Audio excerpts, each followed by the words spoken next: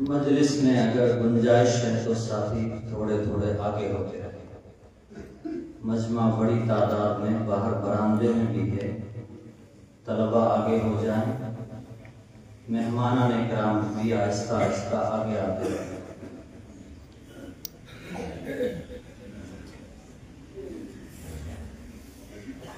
میں اپنے علاقے اور مدارس کے ذمہ داران، علماء کرام اور ہمارے علاقے سے جو بزرگان دین تشریف لائے ہیں، سب کا ادارے کے خدام کی طرف سے شکریہ ادا کرتا ہوں، ان کا استقبال کرتا ہوں۔ تھوڑے تھوڑے آگے بڑھتے ہیں۔ طلباء عزیز کا پروگرام بحمداللہ مکمل ہو چکا ہے۔ ہم حضرت کے خطاب سے انشاءاللہ مستفیض ہوں گے۔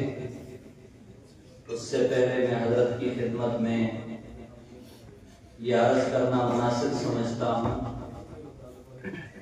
کہ علاقے کے فکر مند حضرات، علماء کرام کی محنتوں اور کوششوں سے تقریباً 39 سال قبل یہ پودا لگا تھا، اور آج اپنے علاقے کا الحمدللہ یہ مرکزی ادارہ ہے۔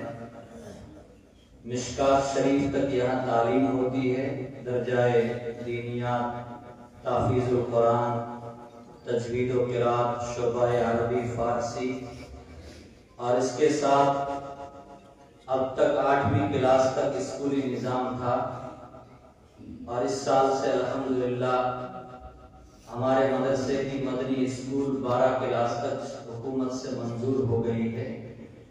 9ویں کلاس چل رہی ہے، آئندہ سال سے انشاءاللہ 10ویں کلاس شروع ہو جائے گی۔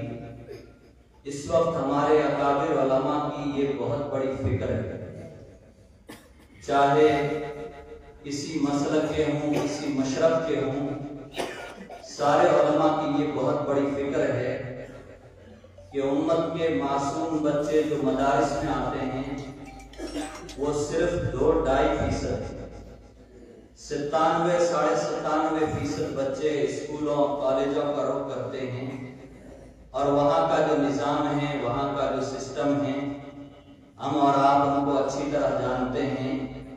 کوئی دینی ماحول نہیں، بلکہ کفر اور شرک کے اندر بچوں کو مبتلا کیا جاتا ہے۔